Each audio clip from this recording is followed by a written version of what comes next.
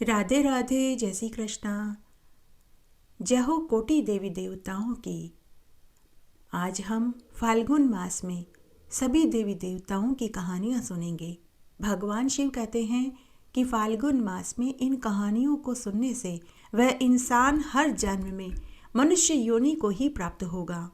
सभी देवी देवताओं की कहानियाँ सुनने से उस व्यक्ति के शत्रुओं का नाश, मित्रों में वृद्धि, पुत्र पौत्र, धन, वैभव, कीर्ति, यश बढ़ेगा। आइए आज हम फाल्गुन मास में कोटि देवी देवताओं की कहानियां सुनकर संपूर्ण फल प्राप्त करते हैं। बहुत समय पहले की बात है। एक गांव में एक विधवा महिला अपनी बेटी के साथ रहती थी। एक बार गणेश जी का गांव में मेला भरा। गांव के सभी लोग गणेश जी का मेला देखने के लिए जा रहे थे। जब विधवा की बेटी को पता चला तो उसने अपनी माँ से कहा कि माँ, मैं भी गणेश जी का मेला देखने के लिए जाऊंगी। माँ ने कहा, बेटी वहाँ तो बहुत भीड़ पड़ेगी, तू कहीं दब जाएगी, कहीं चोटिल हो जाएगी। लेकिन वह नहीं मानी। तब माँ ने अपनी बेटी को चूरमे का लड्डू बना कर के दिया और कहा कि बेटी, ये चूरमे का लड्डू तू गणेश जी भगवान को खिला देना, उसके बाद तू घर आ जाना। इस तरह विधवा की बेटी चूरमे का लड्डू लेकर मेले में पहुंच गई। सभी लोग मेले में कुछ न कुछ खरीदारी कर रहे थे, लेकिन विधवा की बेटी गणेश जी के मंदिर में गई और लड्डू गणेश जी के सामने रख के बोली कि हे गणेश जी भगवान, आप लड्डू खा लो तो बचा हुआ मैं भी खा लूं। सुबह से दोपहर, दोपहर से शाम हो गई, लेकिन गणेश जी भगवान ने चूरमे का लड्डू नहीं खाया। पूरा गांव मेला देख कर के छटने लगा। सभी अपने अपने घर जाने लगे। पूरा मेला भी वहां से हट गया, लेकिन विधवा की बेटी गणेश जी के मंदिर के सामने वैसे ही बैठी रही और बोली कि हे गणेश जी भगवान, आप लड्डू खा लो तो बचा हुआ मैं भी खा लूं। शाम हो चुकी थी, रात होने वाली थी। यह देखकर गणेश जी भगवान ने सोचा कि यह लड़की तो बड़ी ही भोली है। अगर मैंने इसका प्रसाद नहीं खाया तो यह घर नहीं जाएगी और रात्रि में यहाँ अनेक जीव जिनावर आएंगे और वे इस लड़की को खा जाएंगे तो मेरे ऊपर जीव हत्या का पाप लगेगा। उसी समय गणेश भगवान ने एक बालक का रूप धरा और पूरा लड्डू खा गए। जैसे ही बालक रूपी गणेश जी ने चूरमे का पूरा लड्डू खा लिया तो वह लड़की रोने लगी। गणेश भगवान ने कहा कि बेटी, तू क्यों रोती है? तूने ही तो कहा था कि लड्डू खा लो। तो वह लड़की बोली कि हे गणेश जी भगवान, मैं तो सुबह से भूखी बैठी हूँ, आपने मेरे लिए तो कुछ छोड़ा ही नहीं। तब गणेश जी भगवान ने उसे देशी घी, मगज, काजू, बादाम के लड्डू उसके सामने रखे और कहा कि ले बेटी, अब तू भी खा ले। उसके बाद विधवा की बेटी ने गणेश भगवान के द्वारा दिए गए प्रसाद को खाया। गणेश भगवान उसे देखकर बहुत प्रसन्न हुए और बोले कि बेटी, तू अपने लिए कुछ मांग। तब विधवा की बेटी ने कहा कि हे गणेश जी भगवान, मुझे तो मांगना नहीं आता। गणेश भगवान ने कहा कि जो भी तेरी इच्छा है वह मांग, मैं तुझे देने को तैयार हूँ। तब वह लड़की बोली कि अन्न मांगू, धन मांगू, खेत खलियान मांगू, महल मांगू और एक भाई मांगू। गणेश भगवान ने विधवा की बेटी से कहा कि बेटी, तू तो कह रही थी कि तुझे मांगना नहीं आता, लेकिन तूने तो दुनिया का सारा सुख मांग लिया है। जा बेटी, तुझे ये सब कुछ मिलेगा। उसके बाद बुढ़िया की बेटी वहां से चल दी। उधर गांव में विधवा बुढ़िया माई गांव में सबसे पूछती फिर रही थी कि मेरी बेटी भी मेला देखने के लिए गई है। आप सब तो आ गए, लेकिन मेरी बेटी अभी तक नहीं आई। तब गांव के कुछ लोगों ने कहा कि बुढ़िया माई, थोड़ी देर और देख लो, अगर वह नहीं आई तो हम सब उसे देखने और ढूंढने जाएंगे। तभी विधवा की बेटी सामने से आती हुई दिखाई दी। तब माँ ने कहा कि बेटी, तुझे आने में इतनी देर क्यों हुई? लड़की ने कहा कि माँ, ये सब तो मेला देख कर के आए हैं, लेकिन मैं तो गणेश भगवान के दर्शन करके उन्हें लड्डू खिला कर के आ रही हूँ। उन्होंने तो मुझे वरदान दिया है, मैं तो अन्न धन लेकर के आई हूँ। थोड़ी देर में विधवा की बेटी घर पहुंचे तो उन्होंने देखा कि उनका घर सुंदर महल में बदला हुआ था। घर में अन्न धन के भंडार भरे थे और पालने में भाई सो रहा था। हे गणेश जी भगवान, जैसे आपने उस लड़की की सारी इच्छाएं पूरी करी, वैसे सबकी करना, कहानी कहने वाले की, सुनने वाले की और हुकारा भरने वाले की। घटती हो तो पूरी हो तो परवान चढ़े, भूले बिसरे नाम तेरे भंडार में भरे। जय हो माता अन्नपूर्णा की, जय हो माता लक्ष्मी की। बहुत पुरानी बात है। पुराने रीति रिवाज आज भी मान्य हैं। आज भी कुछ रीति रिवाज ऐसे हैं जिन्हें सभी मानते हैं। उनमें से एक रिवाज इस कहानी में आपको सुनने को मिलेगा। एक बार एक गांव में एक साहूकार परिवार था। उनके 5 बेटा बहू और 2 बेटियां थी। 5 बेटों का और 1 बेटी का विवाह हो चुका था। जब छोटी बेटी विवाह लायक हुई तो एक अच्छा धनी परिवार देखकर साहूकार दंपति ने धूमधाम से अपनी लाडली बेटी का विवाह कर दिया। जब नई बहू ससुराल आई तो धनी परिवार भी बहुत खुश हुआ, क्योंकि नई बहू बड़ी ही संस्कारी थी। आते ही सारा घर संभाल लिया। ससुराल में रुपए पैसे और अन्न धन की कोई कमी नहीं थी।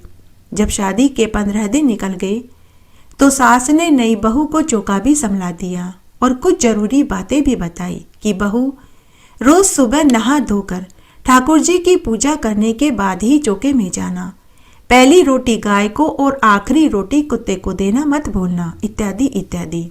इस तरह बहू ने दूसरे दिन से सारा काम संभाल लिया। बहू ने 4 लोगों के जितना खाना बना कर के रख दिया। सास ससुर व पति के भोजन कर लेने के बाद जब बहू खाना खाने बैठी तो रोटी का टिफिन खाली था। तब बहू थोड़ी सी दाल और चावल खाकर रह गई। मन ही मन सोचने लगी कि शायद मैंने आटा कम गूथा होगा। शाम को 1 कटोरी आटा ज़्यादा लगाकर आटा गूंथूंगी। शाम को बहू ने 1 कटोरी आटा ज़्यादा गूंथा और रोटी सब्जी बना कर के रख दिया। शाम को सास ससुर और पति के भोजन करने के बाद जब बहू खुद खाना खाने बैठी तो फिर से रोटी के टिफिन में रोटियां नहीं बची। वह मन ही मन सोचने लगी कि मैंने शाम को 4 रोटी का आटा ज़्यादा लगाया, लेकिन फिर भी रोटियां नहीं बची। वह फिर से सब्जी खाकर पानी पीकर सो गई। सुबह दूसरे दिन उसने फिर से 4 रोटी का आटा ज़्यादा डालकर आटा लगाया और फिर रोटी चावल रायता सब्जी आदि बना कर के रख दिया। सास ससुर और पति के भोजन खा लेने के बाद जब वह खुद खाना खाने बैठी तो उसने मन ही मन सोचा कि आज तो मेरे लिए रोटियां जरूर बचेगी।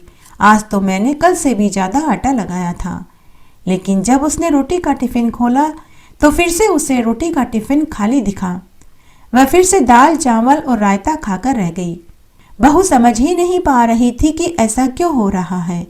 कौन है जो नहीं चाहता कि मैं रोटी खाऊं। दिन पर दिन बहू सूखने लगी। मन की बात उसने किसी से नहीं कही, लेकिन वह रोज आटा ज़्यादा लगाती रही कि शायद कोई दिन तो उसके लिए टिफिन में रोटियां बचे। लेकिन ऐसा कोई दिन आया ही नहीं कि उसके लिए रोटियां बचती। वह दिन पर दिन बिना अन्न खाने से कमजोर होने लगी। तब एक दिन की बात है, बहू पालक काट रही थी तो गलती से उसकी उंगली में चाकू से चीरा लग गया। तब उसकी सास ने कहा कि बहू तुम आज रोटियां कैसे बनाओगी, तुम रहने दो, आज मैं रोटियां बना देती हूँ। तो बहू बोली कि सासू माँ आप आटा लगा दीजिए, रोटियां तो मैं कैसे जैसे बना लूंगी। तब सास ने आटा लगा दिया। बहू ने सब्जी और रोटी बना कर के रख दिया। बहू मन ही मन सोचने लगी कि सासू माँ ने तो रोटियों का आटा बहुत कम लगाया है, मेरे लिए तो मुश्किल ही रोटी बचेगी, इसलिए थोड़े से चावल भी उबाल लेती हूँ। तब बहू ने रोटी सब्जी बनाने के बाद थोड़े से चावल भी उबाल कर के रख दिए। उस दिन सास ससुर और पति के भोजन खाने के बाद जब बहू दुखी मन से खाना खाने बैठी तो उसने रोटी का टिफिन खोल कर के देखा तो उसमें 4 रोटियां रखी हुई थी। बहू 4 रोटियां देखकर बहुत खुश हुई। उसने उस दिन भर पेट रोटी सब्जी और चावल खाए। इस तरह जब तक बहू की उंगली ठीक नहीं हुई तब तक सास ही आटा लगाती रही और बहू को भी रोज टिफिन में उसके लिए 4 रोटियां बचती रही। बहू मन ही मन सोचने लगी कि मेरी सास तो इतना कम आटा लगाती है, फिर भी मेरे लिए रोज रोटियां बच रही है। परंतु उसने यह बात फिर भी किसी से नहीं कही। इस तरह 10 दिन तक सास आटा लगाती और बहू रोटियां बनाती रही।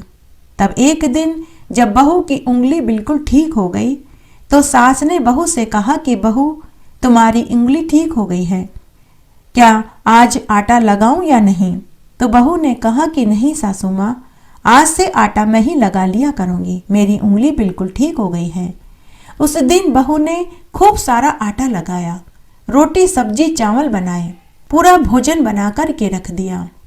उस दिन से बहू को टिफिन में वापस रोटियां नहीं मिलने लगी। बहू फिर से दुखी और हैरान परेशान हो गई।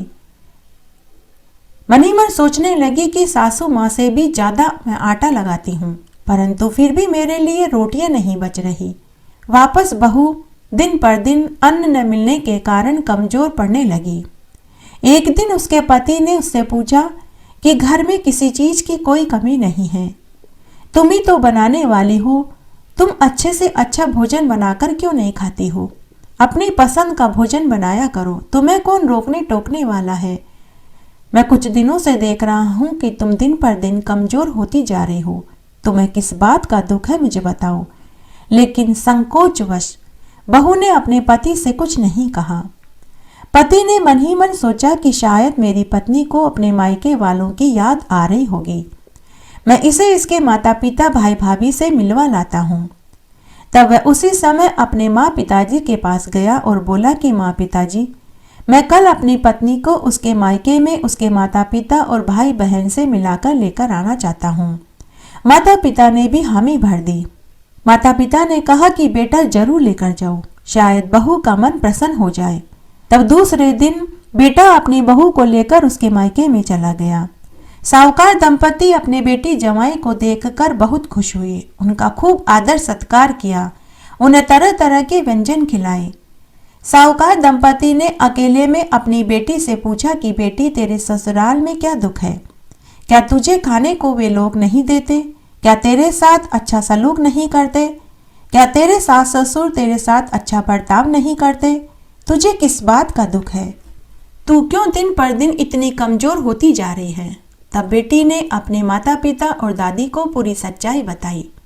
तब उसकी दादी ने अपनी पोती से कहा कि बेटी, तेरे ससुराल के बीच में बोलना हमारा ठीक नहीं रहेगा। बेटी, तेरे से माँ अन्नपूर्णा नाराज है। बेटी, अब की बार तू पूरी बात अपने सास ससुर और पति को बता देना, सब ठीक हो जाएगा। तब साहूकार दंपति ने अपनी बेटी जमाई को खूब सारा धन दौलत देकर विदा कर दिया। जब बहू ससुराल आई तो उसने अपने सास ससुर और पति को पूरी सच्चाई बताई और यह भी बताया कि जब मेरी उंगली में लगी थी तब सासू माँ 10 दिन तक आटा लगाती थी, तब रोज मेरे लिए 4 रोटियां बचती थी, लेकिन जब वापस मैंने आटा लगाना शुरू किया तो मेरे लिए रोटियां ही नहीं बचती है। तब सास को पूरी बात समझ में आ गई। तब सास अपनी बहू को चौके में लेकर के गई, पीपे में से आटा निकालकर बहू के सामने आटा लगाया। आटा लगाने के बाद परात के एक कोने में आटे को रखा और गुथे आटे पर खुद की 5 उंगलियों का निशान छोड़ दिया। गुथे आटे पर 5 उंगलियों का निशान माँ अन्नपूर्णा माता लक्ष्मी की उंगलियों का छाप होता है। माँ अन्नपूर्णा व माता लक्ष्मी का आशीर्वाद होता है। यह चिन्ह बरकत का होता है कि जितना आटा लगाया है उसमें बरकत हो जाए, घर का कोई सदस्य भूखा न रहे। तब सास ने बहू से कहा कि बहू, शायद मेरी ही गलती है, मैंने तुझे नहीं बताया। यह चिन्ह माँ अन्नपूर्णा का है। आटे पर इन 5 उंगलियों का निशान माता लक्ष्मी का होता है। यह इस बात को दर्शाता है कि जितना आटा लगाया गया है उतने आटे में सभी सदस्यों का पेट भर जाए, कोई भी सदस्य भूखा न रहे। उस दिन के बाद बहू भी आटा लगाने के बाद खुद की 5 उंगलियों का चिन्ह आटे के ऊपर छोड़ने लगी। उस दिन से बहू के ऊपर भी माता अन्नपूर्णा माता लक्ष्मी प्रसन्न रहने लगी। उसके लिए भी रोटियां बचने लगी, वह भी भर पेट भोजन खाने लगी। जय हो माता अन्नपूर्णा की, जय हो माता लक्ष्मी की। जैसे आप बहू पर बाद में खुश हुई, वैसे सबके ऊपर होना, कहानी कहने वाले के ऊपर, सुनने वाले के ऊपर और हुक्कारा भरने वाले के ऊपर। इसलिए जब भी आप आटा लगाएं तो आटा लगाकर उसके ऊपर अपनी 5 उंगलियों का चिन्ह जरूर छोड़ें। यह चिन्ह माँ अन्नपूर्णा का, माँ लक्ष्मी का और बरकत का निशान होता है कि जितना आटा लगाया गया है उस आटे में सभी घर वालों का पेट भर जाए, कोई भी सदस्य भूखा न रहे। एक बार एक राजा रानी थे, उनके 2 बेटियां थी। राजा ने अपनी दोनों बेटियों की सभी शिक्षा दी, तीरंदाजी, तैराकी, घुड़सवारी, शैक्षणिक शिक्षा सभी उपलब्ध करवाई। रानी माँ ने भी अपनी बेटियों को घरेलू जिम्मेदारी खूब अच्छे से सिखाई। दोनों राजा रानी ने अपनी परवरिश में कोई कसर नहीं छोड़ी। बड़ी बेटी चंपा व छोटी बेटी रूपमती थी। चंपा थोड़ी सांवली थी, लेकिन नैन नक्श बहुत ही तीखे और सुंदर थे, जबकि रूपमती नाम जैसे गुण थे। बड़ी बेटी समझदार थी, लेकिन छोटी राजकुमारी रूपमती काम की कच्ची थी। किसी की भी सिखाई सीख में वो बहुत जल्दी से आ जाती थी। रानी माँ हर शुक्रवार का व्रत करती थी, पूरे विधि विधान से व्रत करती थी। लेकिन उनके महल में एक धाय माँ रहती थी जो रानी माँ से बहुत चिढ़ती थी। वो खुन्नस खाए हुए थी। बहुत वर्षों पहले राजा की शादी वो खुद की भतीजी से करवाना चाहती थी, लेकिन राजा ने अपने पसंद की राजकुमारी से शादी कर ली। इसलिए धाय माँ ऊपर से दिखाती थी कि वो बहुत अच्छी है, लेकिन वो महल में किसी की भी हितैषी नहीं थी और वो रानी माँ से बदला लेने की फिराक में रहती थी। धाय माँ ने दोनों राजकुमारियों को कई बार रानी माँ के खिलाफ कान भरे, लेकिन बड़ी राजकुमारी चंपा कभी उसकी बातों में नहीं आई। लेकिन छोटी राजकुमारी रूपमती धाय माँ की चालाकियां न समझ पाती थी, तो कई बार वो अपनी माँ से लड़ाई कर लेती थी। लेकिन रानी माँ का हृदय प्रेम से भरा हुआ था। वो अपनी बेटी पर इतना प्यार उड़ेलती थी, धाय माँ के हर पैंतरे बेकार चले जाते थे। अब धाय माँ ने दूसरा तरीका निकालने की सोची। एक बार दूसरे राज्य के राजा के लड़के का रिश्ता बड़ी राजकुमारी चंपा के लिए आया। राजा ने उसे अपना घर जमाई बना लिया और चंपा की धूमधाम से शादी कर दी। शादी के कुछ दिनों बाद ही रानी माँ ने अपनी बड़ी बेटी चंपा को भी शुक्रवार संतोषी माता का व्रत दिलवा दिया। अब दोनों माँ बेटी हर शुक्रवार को संतोषी माता का व्रत करने लगी। भगवती माँ संतोषी की कृपा से चंपा को गर्भ टहल जाता है। महल में एक के बाद एक खुशियां आने लगी। धाय माँ को ये खुशियां देखी नहीं जा रही थी। तब एक दिन शुक्रवार का व्रत था। धाय माँ ने व्रत के खाने में चुपचाप से खटाई मिला दी। वही खटाई वाला खाना रानी माँ व चंपा ने भी खा लिया। इससे संतोषी माँ रुष्ट हो गई। तब एक दिन राजा अपने घर जमाई व सैनिकों और सिपाहियों के साथ शिकार पर गए हुए थे। संतोषी माँ ने उन्हें रास्ता भटकवा दिया। राजा व जमाई सिपाहियों से अलग हो गए। साथ ही राजा व जमाई की याददाश्त भी चली गई। वो दोनों इधर उधर बेवजह भटकते रहे। भूख और प्यास से व्याकुल हो जंगल में बेहोश हो गए। उसी समय एक साधु मंडली उधर से निकल रही थी, तो उन्होंने राजा और उसके जवाई को उठवाकर वे अपने आश्रम में ले गए। सिपाहियों ने राजा व राजकुंवर को खूब ढूंढा, लेकिन वो कहीं नहीं मिले। वो सभी खाली हाथ महल में आए व रानी माँ को पूरी बात बताई। जब राजकुमारी चंपा को पता चला तो वह बहुत रोई। रानी माँ पर एक के बाद एक दुखों का पहाड़ टूट पड़ा, लेकिन उन्होंने अपनी जिम्मेदारी खूब अच्छे से संभाली। सबसे पहले उन्होंने चारों दिशाओं में सैनिकों व सिपाहियों को राजा व जमाई को ढूंढने भेजा। कई दिन बाद सभी सैनिक व सिपाही खाली हाथ महल में लौट आए।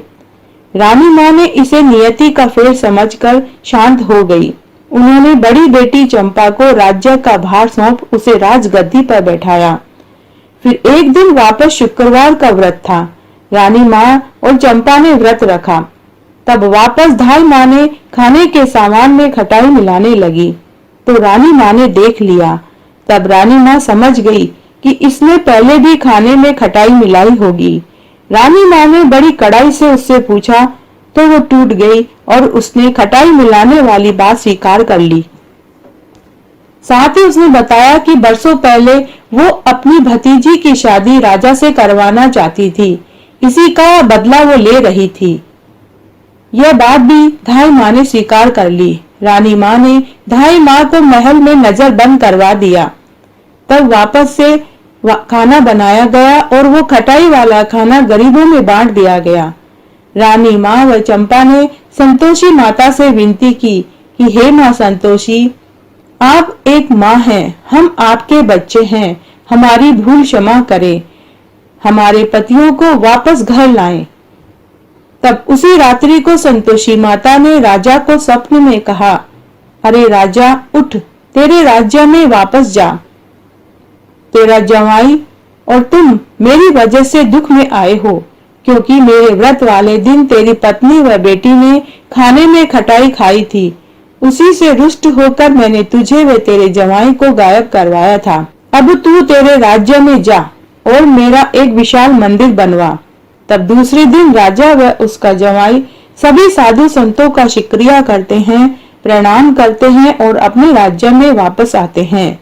उधर धाई माँ नजरबंद जरूर थी, लेकिन रानी माँ ने उनका खाना पीना रहने का पूरा ध्यान खुद रखती थी, जिससे धाई माँ का हृदय परिवर्तन हो जाता है और वो अपनी गलती की क्षमा मांगती है। रानी माँ उन्हें माफ कर देती है। तब राजा ने अपने राज्य में संतोषी माता का एक विशाल मंदिर बनवाया और पूरे राज्य में संतोषी माँ की महिमा बताई। तब रानी माँ ने धूमधाम से संतोषी माँ के व्रत का उद्यापन किया। 9वें महीने में चंपा को एक बहुत सुंदर पुत्र पैदा हुआ। उसके बाद राजा ने छोटी राजकुमारी रूपमती का धूमधाम से विवाह किया। चिरकाल तक सभी खुशी खुशी रहने लगे। तो हे संतोषी माँ, जैसे आप राजा रानी पर प्रसन्न हुए, वैसे सबके ऊपर होना, कहने वाले को, सुनने वाले को और हुक्कारा भरने वाले को। अब हम सुहाग की कहानी सुनेंगे। एक बार एक गांव में एक ब्राह्मण दंपति अपनी 5 बेटियों के साथ रहता था। उस ब्राह्मण की 5 बेटियां भगवान महादेव की परम भक्त थी। सभी भगवान महादेव जी के जल से अभिषेक करती, घी का दीपक जलाती और 5 दिन तक सुहाग की कहानी सुनती थी। चारों बेटियों का दिया तो बहुत देर तक जलता था, लेकिन 5वीं छोटी बेटी का दिया बहुत जल्दी ही बुझ जाता था। बेटी ने घर आकर अपनी माँ से यह बात कही तो माँ ने कहा कि बेटी, तू घी ज्यादा डाल दिया कर।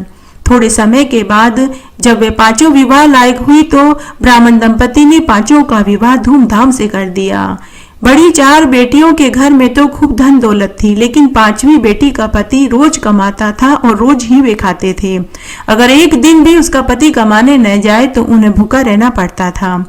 तब एक दिन 5वीं बेटी का पति बहुत ही कम लकड़ियां जंगल से काट कर लाया तो उसने पूछा कि आज आपने इतनी कम लकड़ियां क्यों लाए हैं। पति बोला कि आज मेरी तबीयत ठीक नहीं है। तब 5वीं बेटी कुछ नहीं बोली। दूसरे दिन उसका पति जब जंगल जाने लगा तो उसकी पत्नी ने कहा कि मैं भी आपके साथ चलूंगी, हम दोनों मिलकर लकड़ी काटेंगे तो हम ज्यादा धन कमा लेंगे। दोनों जंगल में लकड़ी काटने के लिए चले गए। लकड़ी काटते काटते ही उसकी पति की तबीयत बिगड़ने लगी और वह बेहोश होकर गिर पड़ा। तो उसकी पत्नी घबरा गई। जंगल में दूर तक और कोई नहीं था जिसकी मदद से वह अपने पति को घर ले आ पाती, इसलिए वह अपने पति के सिर को गोद में लेकर वहीं जंगल में एक पेड़ के नीचे बैठ गई और जोर जोर से करुण विलाप करने लगी। उसी समय भगवान महादेव और पार्वती जी भ्रमण करते हुए वहां पहुंचे। तब पार्वती जी महादेव जी से बोली कि देखो, कोई जंगल में करुण रुदन कर रहा है, हमें चलकर उसका हालचाल पूछना चाहिए। तब पार्वती जी और महादेव जी उसकी मदद करने के लिए पहुंचे। ब्राह्मण की कन्या को रोता हुआ देखकर माता पार्वती जी ने उससे रोने का कारण पूछा तो वह ब्राह्मण की बेटी बोली कि हे माँ, मेरा पति मर गया है। तब महादेव जी ने उससे कहा कि तुम्हारा पति मर गया है, तुम इसे लेकर घर क्यों नहीं जाती। तब ब्राह्मण की बेटी रोने लगी और बोली कि मैं अकेली जी कर क्या करूंगी। तब माता पार्वती जी को उसके ऊपर दया आई और माता पार्वती जी ने महादेव जी से कहा कि आप इसके पति को जीवित कर दीजिए। तब महादेव जी उसे देखते ही पहचान गए और बोले कि तू तो वही है जिसका दीपक जल्दी बुझ जाता था। तो ब्राह्मण की बेटी ने कहा कि हाँ। महादेव जी ने माता पार्वती जी से कहा कि हे देवी, यह तो वही ब्राह्मण की बेटी है जो सुहाग की कहानी कभी पूरी नहीं सुनती थी, इसीलिए इसका दीपक भी बुझ जाता था और आज इसके पति के मरने का भी यही कारण है। तब ब्राह्मण की बेटी भगवान महादेव जी और माता पार्वती जी के चरण पकड़कर बोली कि हे देव, कि आप मेरे पति को जीवित कर दीजिए। मैं सुहाग की कहानी 5 दिन तक दोबारा पूरी सुनूंगी और आपकी पूजा करूंगी। तब महादेव जी ने माता पार्वती जी के कहने पर उसके पति के ऊपर अमृत के छींटे दिए और उसे अमर सुहाग का आशीर्वाद देकर अंतर्ध्यान हो गए। थोड़ी देर बाद उसका पति अंगड़ाई लेते हुए उठकर खड़ा हुआ और बोला कि मुझे बहुत गहरी नींद आई। उसकी पत्नी ने कहा कि ऐसी नींद तो दुश्मन को भी नहीं आनी चाहिए। आप जल्दी घर चलिए, मुझे सुहाग का उद्यापन करना है और सुहाग की कहानी सुननी है।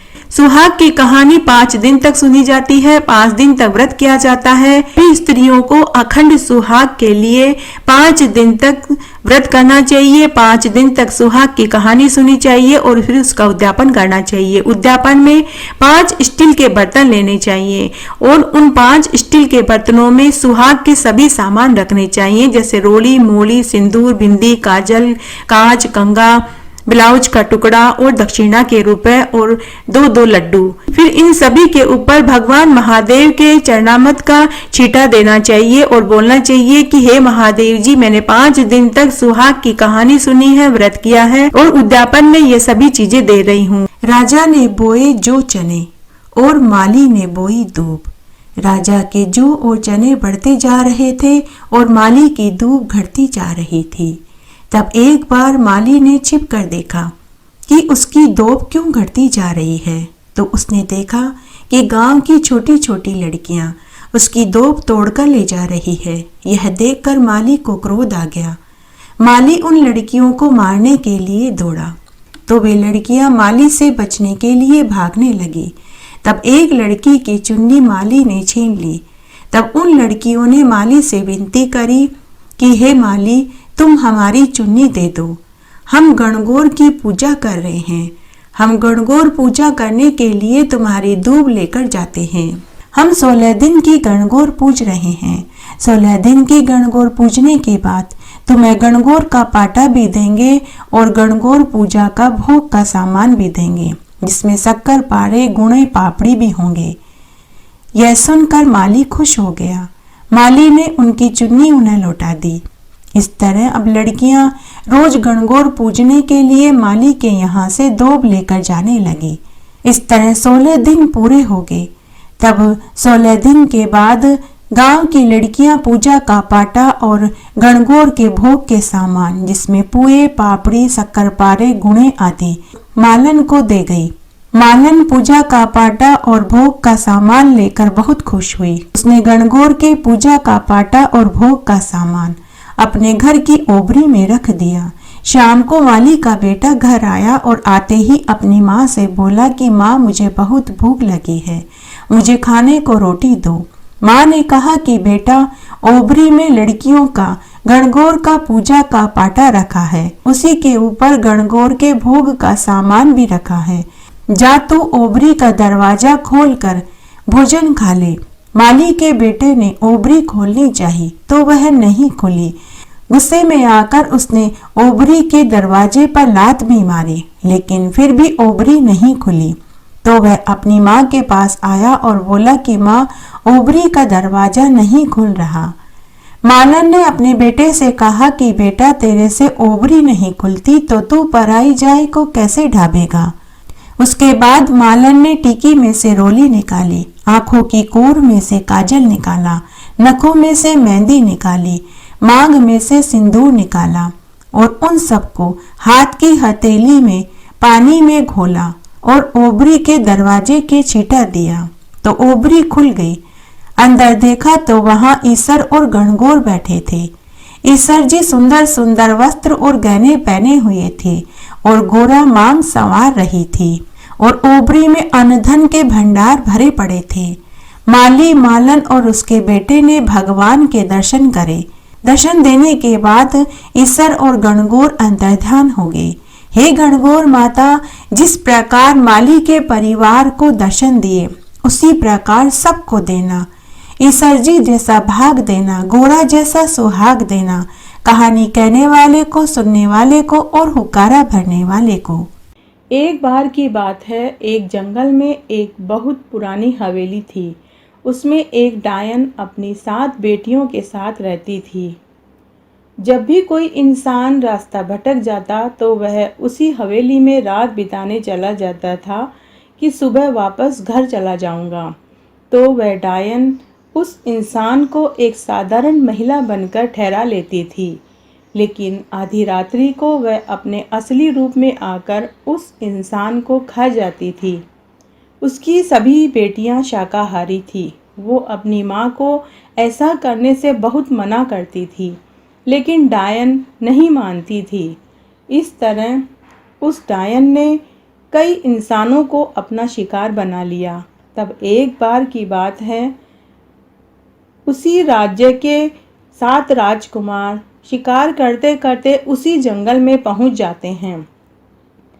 रात्रि होने वाली थी तो वो उसी हवेली में आश्रय मांगने पहुंच जाते हैं।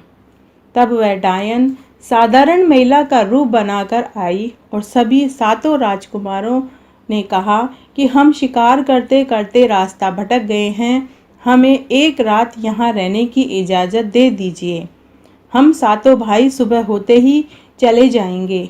तब वह डायन बोली, नहीं बेटा, तुम जितने दिन रहना चाहो यहाँ रुक सकते हो। मेरी भी 7 बेटियाँ हैं, वो तुम्हारी खूब सेवा पानी करेगी। लेकिन डायन मन ही मन बहुत खुश हो रही थी कि कितने सुंदर सुंदर राजकुमार हैं, इनका मांस और खून तो बहुत मीठा होगा। या तो मैं इन्हें अपना दामाद बनाकर हमेशा के लिए अपनी हवेली में रख लूँगी, और अगर नहीं मानेंगे तो मैं एक एक करके सभी को खा जाऊंगी। फिर उस महिला ने अपनी 7 बेटियों को कहा कि तुम इनके लिए अच्छा सा अच्छा भोजन बनाओ और इनके लिए रहने और सोने का इंतजाम करो और इनकी खूब सेवा करो। उनकी 7 बेटियां बहुत खुश हुई। उन्होंने अच्छे से अच्छा खाना बनाया, रहने और सोने का उनका इंतजाम किया। कोई लड़की सिर दबाती, कोई पांव दबाती और कोई डांस करके मनोरंजन करती। 7वां सबसे छोटा भाई हनुमान जी का परम भक्त था। उसे वहाँ कुछ अच्छा नहीं लगा। उसने अपने बड़े सभी भाइयों से कहा कि भाई, मुझे यहाँ कुछ अजीब सा लग रहा है, कुछ गलत लग रहा है। लेकिन सभी बड़े भाई बोले, कुछ गलत नहीं है, हम यहाँ कुछ दिन रुकेंगे, फिर वापस अपने महल में चले जाएंगे। 7वां भाई रोज रात्रि को हनुमान चालीसा का पाठ पढ़ता। इस तरह कुछ दिन निकल गए। तब एक दिन बड़े भाई ने महिला से कहा कि माताजी, हम आज अपने घर वापस जाएंगे। तब वह डायन महिला बोली, बेटा कुछ दिन और रुको, मेरी बेटियों की सेवा पानी में कुछ कमी रह गई हो तो बताओ। तब सभी भाई बोले, नहीं माताजी, आपकी सभी बेटियां बहुत अच्छी हैं, लेकिन हमें घर तो जाना ही पड़ेगा। तब डायन ने कहा, बेटा कोई बात नहीं, कल चले जाना। उसके बाद डायन ने अपनी सभी बेटियों को अपने कक्ष में बुलाया और कहा कि आज रात्रि में खाने में तुम बेहोशी की दवा मिला देना। सभी बेटियां कुछ नहीं बोलती। उसकी सभी बेटियां राजकुमारों को चाहने लगी थी। तब सबसे छोटी बेटी सबसे छोटे राजकुमार का सिर दबा रही थी तो उसके आंख का आंसू राजकुमार के गाल पर गिर जाता है। तो राजकुमार बोला, आप क्यों रो रही हैं? हम कल अपने घर वापस जा रहे हैं, इसलिए आप उदास हैं। अगर ऐसा है तो आप भी हमारे साथ चलो। तब छोटी वाली बेटी बोली, नहीं राजकुमार, ऐसी बात नहीं है, आप गलत जगह आ गए हैं। मेरी माँ एक डायन है, वो यहाँ आने वाले हर मुसाफिर को काट कर खा जाती है। आज रात्रि को वो तुम सभी भाइयों को भी मार देगी। आज के खाने में बेहोशी की दवा मिलाई जाएगी। तब छोटा राजकुमार बोला, अब तुम ही हमें बचने का कोई उपाय बताओ। तब छोटी बेटी बोली, हमारी हवेली के पीछे एक उड़न खटोला है, तुम सभी भाई उसमें बैठकर उड़ जाना। तब राजकुमार बोला, इस तरह से भागना तो कायरता होगी, हम क्षत्रिय हैं, हम पीठ दिखाकर नहीं जा सकते। तुमने मेरा इतना साथ दिया है, मैं तुमसे शादी करके ही यहाँ से जाऊँगा। फिर उस छोटे राजकुमार ने पूरी बात अपने सभी भाइयों को बताई। तब सभी भाइयों ने बजरंगबली को याद किया, हनुमान चालीसा का पाठ किया, भूत पिशाच निकट नहीं आवे, महावीर जब नाम सुनावे। इस तरह उन्होंने हनुमान जी को याद किया। तब बजरंगबली ने सोचा कि अगर मैं आज अपने भक्तों की रक्षा नहीं करूँगा तो कलयुग में हमें कौन मानेगा। तब उसी समय हनुमान जी वहाँ बंदरों की सेना भेज देते हैं। सभी बंदर एक साथ उस डायन पर टूट पड़ते हैं और डायन को मार देते हैं।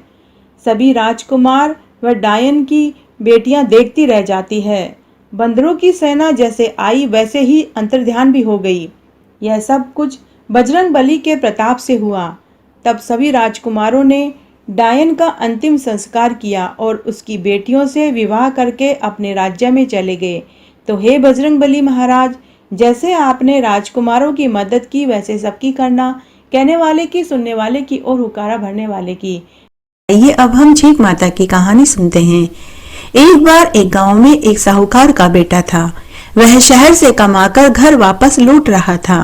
लौटते समय उसे रात हो गई। आगे घना जंगल था तो उसे एक मंदिर दिखाई दिया। साहूकार के बेटे ने सोचा कि रात्रि इसी मंदिर में बिता लेता हूँ। वह उस मंदिर में गया और चबूतरे पर जाकर सो गया। उस मंदिर में एक पेड़ के बिल में एक सांप का जोड़ा रहता था। सांप को साहूकार के बेटे पर दया आ गई। पूरी रात वह उसकी रखवाली करता रहा, क्योंकि उस मंदिर में रात्रि में जंगली पशु आते थे। तो सांप साहूकार के बेटे की रखवाली करता रहा। सुबह जब साहूकार का बेटा सोकर उठा तो उसने देखा कि एक सांप उसकी रक्षा कर रहा है। साहूकार के बेटे को सांप पर दया आ गई। साहूकार के बेटे ने वहीं ग्वाले से दूध लेकर सांप को दूध पिला दिया। उसके बाद सांप ने अपनी सरपणी से कहा कि मैं अब डसने के लिए जाता हूँ। सरपणी बोली कि मैं भी आपके साथ चलूंगी, लेकिन सांप ने कहा कि तुम कहाँ भटकती फिरोगी, तुम यहीं रहो, मैं तुम्हारा भोजन यहीं ले आऊंगा। तो सरपणी बोली कि ठीक है, अगर आप जाना चाहते हैं तो चले जाइए, लेकिन आप लक्ष्मण रेखा खींच कर के जाइए, क्योंकि आपके जाने के बाद जंगल में से छोटे मोटे सांप, बिच्छू, गोयरे मेरे पास आते हैं और हंसी मजाक करते हैं। मुझे हंसी मजाक पसंद नहीं। तब सर्प ने अपनी पूंछ से वहां एक लक्ष्मण रेखा खींच दी और चला गया। साहूकार का बेटा पेड़ के पीछे खड़ा यह सब कुछ बातें सुन और देख रहा था। अभी सर्प ज्यादा दूर भी नहीं गया था कि वहां बहुत सारे छोटे मोटे सांप, बिच्छू, गोयरे, अजगर आ गए। खुद सर्पणी लक्ष्मण रेखा पार करके उनके पास हंसी ठट्टा करने पहुंच गई। साहूकार के बेटे को यह बात पसंद नहीं आई। अभी यह सर्पणी अपने सांप से कह रही थी कि इसे हंसी मजाक पसंद नहीं, और अब यह खुद ही हंसी ठट्टा करने के लिए लक्ष्मण रेखा पार करके आ गई। तो साहूकार के बेटे ने 7 छोटे छोटे पत्थर उठाए और सर्पणी को दे मारा और घर चला आया। उधर सांप के वापस आते ही सर्पणी को भवन में जाकर बैठ गई। सांप ने अपनी सर्पणी से इसका कारण पूछा तो सर्पणी बोली कि आप आज उसी साहूकार के बेटे को डसकर आइए जिसकी कल रात आपने रक्षा करी थी। तब सांप बोला कि क्या हुआ, पूरी बात बता। तब सर्पणी बोली कि आपने तो पूरी रात उसकी जाग कर रक्षा करी, लेकिन वह मुझे 7 पत्थर मारकर गया है। जब तक आप उसे डसोगे नहीं, मैं अन्न जल ग्रहण नहीं करूंगी, इसलिए आप उसे डस कर आइए। यह सुनकर सांप को भी क्रोध आ गया। सांप ने सर्पणी से कहा कि मैं अभी जाता हूँ और उस साहूकार के बेटे को सबक सिखा कर के आता हूँ। ऐसा कहकर सांप साहूकार के बेटे को डसने के लिए निकल गया। उधर साहूकार का बेटा संध्या के समय भोजन करने बैठा। माँ पास में बैठकर पंखा जल रही थी और उसकी पत्नी भोजन परोसने के लिए थाल लेकर आई कि तभी सांप वहां पहुंच गया। सांप ने देखा कि साहूकार भोजन कर रहा है तो सांप ने सोचा कि मैं इसे पहले भोजन कर लेने देता हूँ, तब तक मैं परिंदे में बैठ जाता हूँ। उसके बाद सांप वहीं परिंदे में कुंडली मारकर बैठ गया। बहू ने जैसे ही भोजन परोसा कि उसे छींक आ गई। माँ ने भोजन परोसने से मना कर दिया। दूसरी बार बहू पानी का गिलास भरने उठी तो उसे फिर से छींक आ गई। माँ ने फिर से पानी का गिलास रखने से मना कर दिया। थोड़ी देर बाद बहू फिर उठी तो उसे फिर तीसरी बार छींक आ गई। माँ ने फिर भोजन परोसने से इनकार कर दिया। यह देखकर साहूकार का बेटा बोला कि माँ, मुझे तुम औरतों की बातें समझ में नहीं आती। आज सुबह मैंने सांप और सर्पणी की बातें सुनी। सर्पणी सांप से बोल रही थी कि मुझे हंसी ठट्टा करने वाले लोग पसंद नहीं, तो आप लक्ष्मण रेखा खींच कर जाइए। बेचारा सांप तो अपनी पूंछ से लक्ष्मण रेखा खींच कर चला गया, लेकिन सांप के जाने के बाद कुछ सर्पणी सांप, बिच्छू, गोयरे और अजगर से हंसी ठिठोली कर रही थी और सब लक्ष्मण रेखा पार करके बाहर आ गए। मुझे ये 2 मुही बातें पसंद नहीं आती, इसलिए मैंने 7 पत्थर उठाए और सर्पणी को दे मारा और घर आया तो ये छींक वाली बात, ये सारी बातें सांप परिंदे में बैठा सुन रहा था कि तभी सांप को पश्चाताप हुआ। तभी वहां सर्प अपने असली रूप में प्रकट हो गया और साहूकार के बेटे को कहा कि मैं तुमसे प्रसन्न हुआ, तुम कोई 3 वरदान मांग लो। साहूकार का बेटा और उसकी माँ और बहू ने सर्प देवता को प्रणाम किया। तब उन्होंने धन, पुत्र और ऐश्वर्य और यश मांगा। तो सांप ने उन्हें तथास्तु कहा और वहां से अंतर्ध्यान हो गया। सांप वापस सर्पणी के पास आया और आते ही अपनी सर्पणी की नाक काट ली और अपनी सर्पणी से कहा कि तूने मुझे झूठ कहा, तेरी वजह से आज मैं एक निर्दोष को डस लेता। तूने तो अपना धर्म भ्रष्ट कर दिया, तेरी वजह से मेरा भी धर्म भ्रष्ट हो जाता। इस प्रकार साहूकारनी ने छींक का नियम रखा तो उसके बेटे की जान बच गई। इसलिए अगर छींक आ जाए तो थोड़ी देर के लिए शुभ काम को टाल देना चाहिए, छींक का नियम रखना चाहिए। आइए आज हम धरती माता की कहानी सुनते हैं। एक बार एक बुढ़िया माई थी। वह बड़ी ही धार्मिक प्रवृत्ति की थी। वह सभी तरह के व्रत, उपवास और दान पुण्य किया करती थी। पीहर ससुराल में सभी तरह के नेक चार लेना देना करती थी। पूनम, अमावस्या, एकादशी का व्रत करती थी। पूनम, अमावस्या, एकादशी के व्रत करे और सबके उद्यापन भी करे। यहाँ तक कि धर्मराज जी की कथा कहानियां सुनी और उद्यापन किया। चित्रगुप्त जी की कहानी सुनी और उद्यापन किया। पोपाबाई की कहानी सुनी और उसका भी उद्यापन कर दिया। जितने भी व्रत उसने करे एक एक करके उसने सबके उद्यापन कर दिए। तब एक दिन उसका देवलोक गमन हो गया। जब वह धर्मराज जी की नगरी में पहुंची तो उसे खड़े रहने के लिए जमीन नहीं मिली। वह पूरे समय अधर में ही झूलती रही। तब बुढ़िया माई ने धर्मराज जी से विनती करी कि हे महाराज, यहाँ जितने भी लोग मृत्युलोक से आए हैं सब धरती पर खड़े हैं, बस मुझे ही धरती पर खड़े रहने का स्थान नहीं मिला, जबकि मैंने अपने जीवन काल में कोई पाप नहीं किया। सभी तरह के मैंने व्रत करे, उपवास और दान पुण्य करे, नेकचार करे, बेटियों, भतीजियों और भांजियों के मायरे भरे। तब धर्मराज जी बुढ़िया माई से बोले कि अरे बुढ़िया माई, तू सच कहती है, तूने सभी नेकचार करे, लेकिन तूने धरती माता के नाम की न तो कहानी सुनी, न व्रत किया और न ही उद्यापन किया। तूने 2 फुट धरती मोल नहीं ली।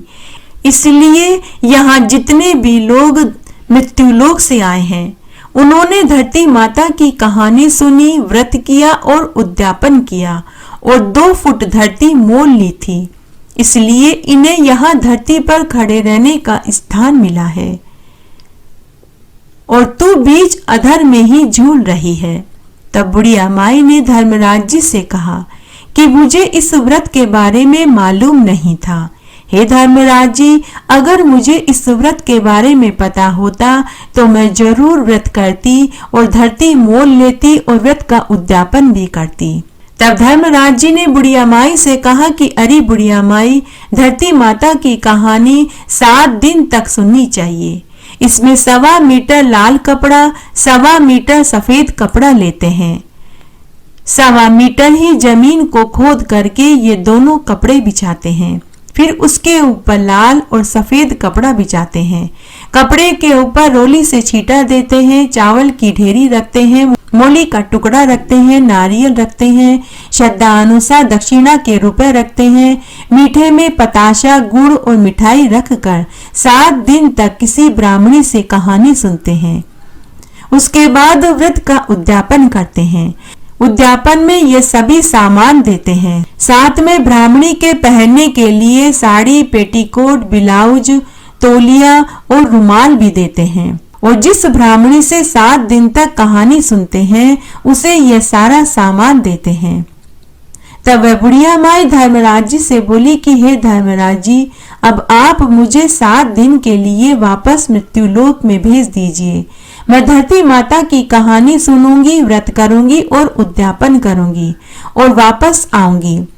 तब धर्मराज जी ने बुढ़िया माई की आत्मा को वापस उसके शरीर में छोड़ दिया। जैसे ही मृत्युलोक में बुढ़िया की देह में हलचल हुई, वहां खड़े सभी लोग डर कर भागने लगे। बुढ़िया माई ने अपने बेटा और पोतों से कहा कि तुम जल्दी से मुझे घर ले चलो। धर्मराज जी ने मुझे 7 दिन के लिए धरती पर भेजा है। मैं 7 दिन तक धरती माता की कहानी सुनूंगी, व्रत करूंगी और उद्यापन करूंगी और वापस यमलोक में चली जाऊंगी। तब शमशान में खड़े सभी लोगों ने बुढ़िया माई से पूरी बात पूछी। तब बुढ़िया माई ने सभी को पूरी सच्चाई बताई। सभी लोग बुढ़िया माई को लेकर वापस घर आए। घर आने के बाद बुढ़िया माई ने एक ब्राह्मणी से धरती माता की कहानी सुनी। 1.25 मीटर जितनी धरती खोदी, उसके ऊपर 1.25 मीटर लाल कपड़ा फिर सफेद कपड़ा बिछाया, रोली मोली चावल गुड़ दक्षिणा के रुपए रखे। 7 दिन तक ब्राह्मणी से कहानी सुनी, व्रत किया और फिर उद्यापन किया। और जिस ब्राह्मणी से कहानी सुनी थी उसे पूजा के सारे सामान दे दिए, साथ में स्वादिष्ट भोजन कराया और ब्लाउज, साड़ी, पेटीकोट, रुमाल, तौलिया भी दिया। बुढ़िया माई ने धरती माता को प्रणाम करके कहा कि हे धरती माता, मैंने 1.25 मीटर धरती मोल ली है। मुझे मरने के बाद मृत्युलोक में खड़े रहने जितनी धरती देना और मेरे कष्टों को दूर करना। कि तभी एक देव विमान आया। बुढ़िया माई उसमें बैठकर धर्मराज जी की चौखट पर पहुंच गई। सभी ने बुढ़िया माई का स्वागत किया। धरती माता ने उसे फूलों का हार पहनाया। इस प्रकार बुढ़िया माई को खड़े रहने की जगह मिली। इसलिए हम सबको भी धरती माता की 7 दिन तक कहानी सुननी चाहिए, व्रत करना चाहिए और उसके बाद में व्रत का उद्यापन करना चाहिए, ताकि मरने के बाद हमें भी खड़े रहने का स्थान मिल सके। आड़ी बाड़ी की कहानी। आड़ी बाड़ी सोनारी बाड़ी, जिमें बैठी कान कुंवारी काई पूजे। दशा माता की बाड़ी पूजे, दिहाड़ी बाड़ी की बाड़ी पूजे, गजानन भगवान की बाड़ी पूजे, सूरज भगवान की बाड़ी पूजे, विष्णु भगवान की बाड़ी पूजे, सत्यनारायण भगवान की बाड़ी पूजे, तुलसी माता की बाड़ी पूजे, ग्यारस माता की बाड़ी पूजे, माउस भगवान की बाड़ी पूजे, पतवारी माता की बाड़ी पूजे, धर्मराज जी की बाड़ी पूजे, पोपाबाई की बाड़ी पूजे, राम लक्ष्मण सीता माता की बाड़ी पूजे, विश्राम भाव जी की बाड़ी पूजे, संतोषी माता की बाड़ी पूजे, 33 कोटि देवी देवताओं की बाड़ी पूजे।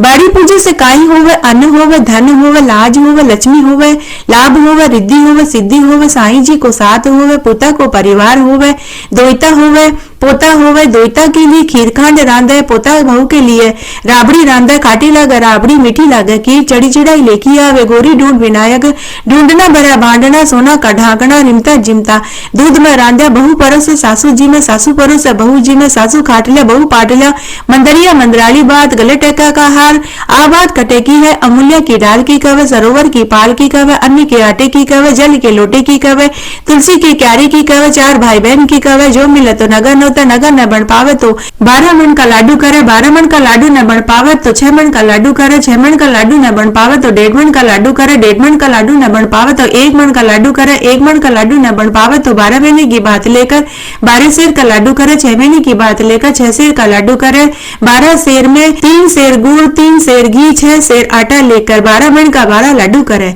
एक पानी का पनिहार की, एक रमता बालक न देवे, एक गाय का ग्वाला न देवे, एक सास की, एक बेटे की, एक बहू की, एक माँ की, एक बहन की, एक भाई की, एक पुरानी औरत, एक चाणक्य छणियार, एक दशा माता के घड़े रखे, एक तुलसा के क्यारे में रखे, एक समय व्रत करे, खाओ जो कर्म को, पाठ जो धर्म को, या बात कवे, खाटी मूली छाछ दे, गलोड़ी में घी दे, तलोड़ी में तेल दे, खाचा को फड़को दे, पापड़ को तड़को दे, जड़ू लो पूत दे, सासू जी को परसन दे, बहू को जीमन दे, देवरानी जिटानी खमा खमा करे, बोल बोलनी पाड़ोसन दे, दलिया गुनी गोबर दे, चोरनी आका नु आका चोरिया, थारे घर को धाम थाने लगे, मारे घर को धाम मन बढ़ाओ, पीपल पूजो पनौती बरबर, मोतियों का थाल, दुख दर्द कम कर जो, राजपाट दीजो, उठो बहू बेटी गिलू सुको कामण गाओ, कामण की आवा हाथ, स्त्री रो कूचो, मर्द राहात, गल मोतियन रोहात, 33 कोटि देवी देवताओं ने नमस्कार।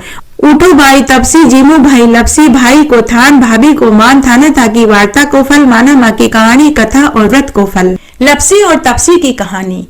एक बार एक लपसी और एक तपसी था। तपसी तो भगवान की तपस्या करता था और लपसी 1.25 सेर की लापसी बनाकर के भगवान को भोग लगाता और बाद में खुद जीम लेता था। एक दिन लपसी और तपसी में इस बात की लड़ाई हो गई कि कौन बड़ा है, तो वे दोनों लड़ाई करने लगे। लप्सी ने कहा कि मैं बड़ा हूं, तो तपसी ने कहा कि नहीं, मैं बड़ा हूं। कि तभी नारद मुनि उधर से गुजरे। उन्होंने उनसे लड़ाई करने का कारण पूछा, तो लप्सी और तपसी नारद मुनि के पास आए और प्रणाम करके बोले कि हे देव ऋषि नारद मुनि, आप बताइए हम दोनों में से कौन बड़ा है।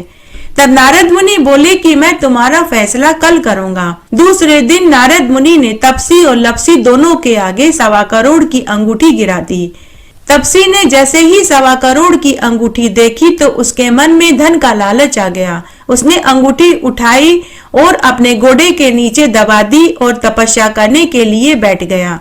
लप्सी ने अंगूठी की तरफ देखा भी नहीं। वह नहाया धोया, 1.25 सेर की लापसी बनाई, भगवान को भोग लगाया और खुद जीमने बैठ गया। थोड़ी देर के बाद नारद मुनि आए। नारद मुनि को आया देखकर लप्सी और तपसी उनके पास गए और पूछने लगे कि हे देव ऋषि नारद मुनि, अब बताइए हम दोनों में से कौन बड़ा है।